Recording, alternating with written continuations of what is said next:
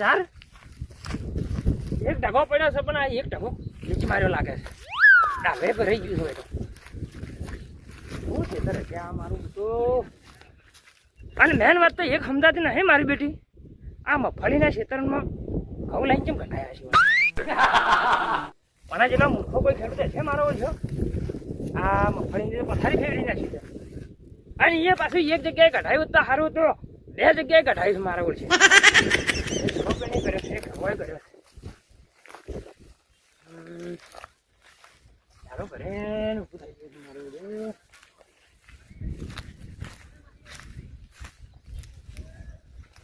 આ ખેતર કોનું છે તો ખબર નહીં પડતી અને મારો બેટો આ ગોડો છે મગફળીના વાંચો વચ મારો બેટો ઘઉં ગઢાયા છે અને આટલી ખબર નહીં પડતી હોય પણ આટલામાં તો આજુબાજુ બીજું એક ખેતરે નહીં ઘઉંનું તો અને ઘઉં લાયા ચોથી મારે ઓળશે એ મગફળીના ખેતરમાં વચ્ચે વચ લાઈન કઢાયું છે આના જેટલો કોઈ મૂર્ખ જ નહીં હોય બોલો આ ગામમાં એવું પડશે મારા કોકને મારું જે ભરી છે કેવું ના ટાયર ફૂટી જાય હાથમાં ઘર હતો આયા મને આ ખેતર તમારું છે ના ના અમે તો ખાલી ઉચલ જ રાખ્યું છે આ ખેતર કોનું છે તાણે એ તો બધી ઘણી નહીં એવું એમ સારું સારું ચડે કેટલા રાખ્યું તો વજન ઉપર રાખ્યું 100 રૂપિયા કિલો 100 રૂપિયા કિલો હે તો ગુટલાનો આટલો બધો ભાવ જો અરે ફોન કરીને ઘર જાણીને મળવું પડશે આ ઢગો તો જતો રહ્યો પણ પેલો ઢગો નહીં જવા દેવો હવે સકડો લઈને હાથ ભરીશું તો વેચા તો હાલ દીધો મારે બધું 100 રૂપિયા નાખા પડે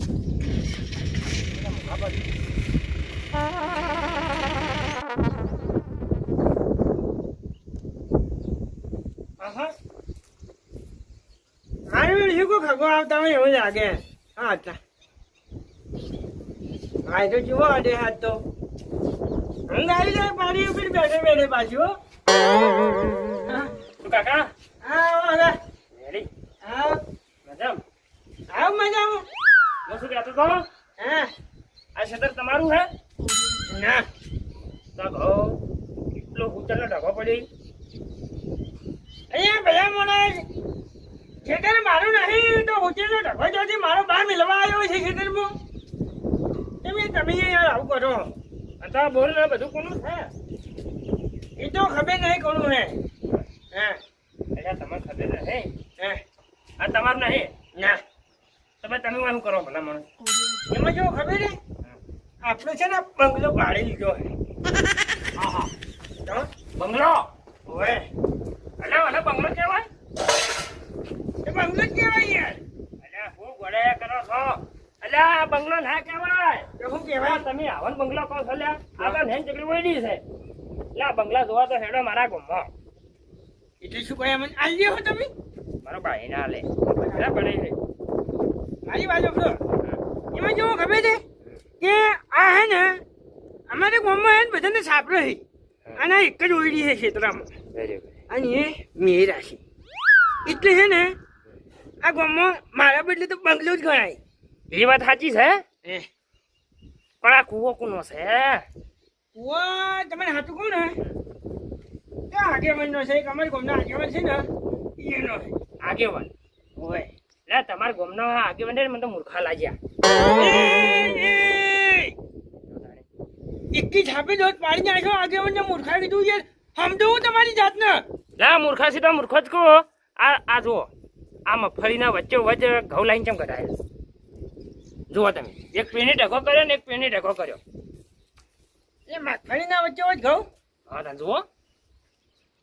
અલ્યા ના યાર એવું ના હોય અલ્યા પણ આ બટાકા જીવડી જીવડી વછો ને દેખાતી એ તો સાચું જ છે પણ હું હમણાં 12 કિલો હતો આજે જ આવ્યો હું આજે જ આવ્યા છે ઓય મારું બેટું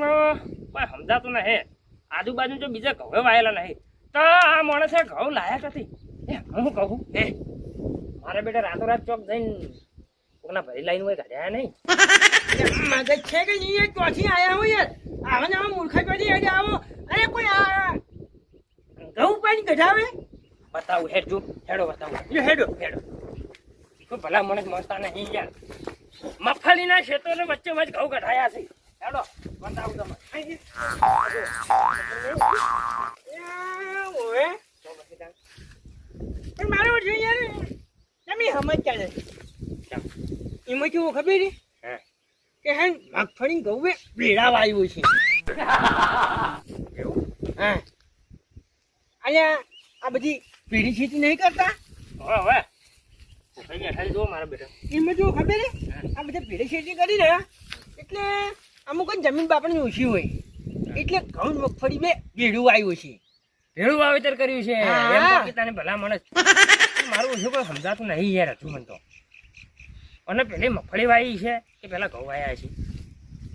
પહેલા ઘઉં વાયા છે ઘઉંની સિઝન પહેલી આવે એવું તો હવે ઘઉં લઈ રહ્યા એટલે હવે પાછળ વળી મગફળી મોટી મોટી થઈ જાય ને પૈસા જ પૈસા હે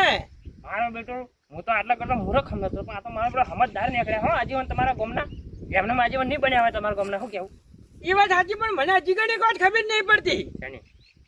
કે મારું ઉડ્યું ઘઉંની સિઝન પહેલા આવે ને મગફળીની પછી આવે બરાબર તો વાયાને મગફળી ઘવામાં વાઈ ચમચમ શું કીધું તમે અરે ઘઉં પહેલા વવરાય મગફળી પછી વવરાય તો ઘઉં વાઈને પછી મગફળી વાઈ ચમચમ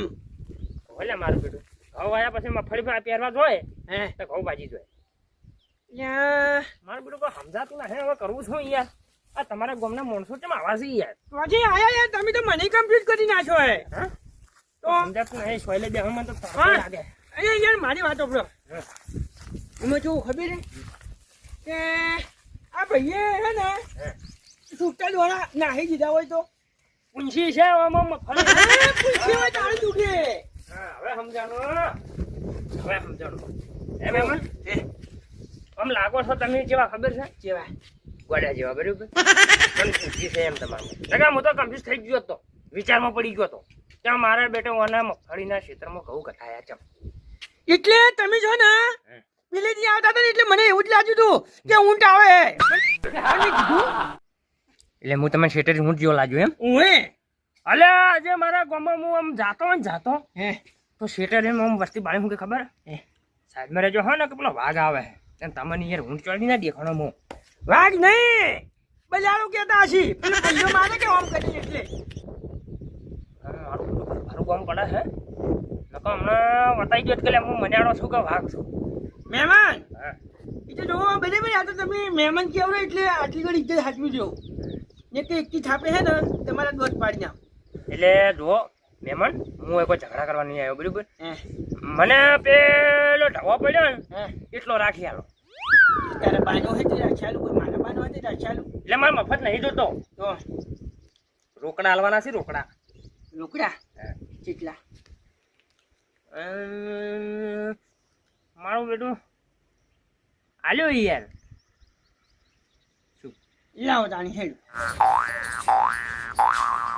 એટલે યાર હું યાર વિચારમાં પડી તો હા છે ના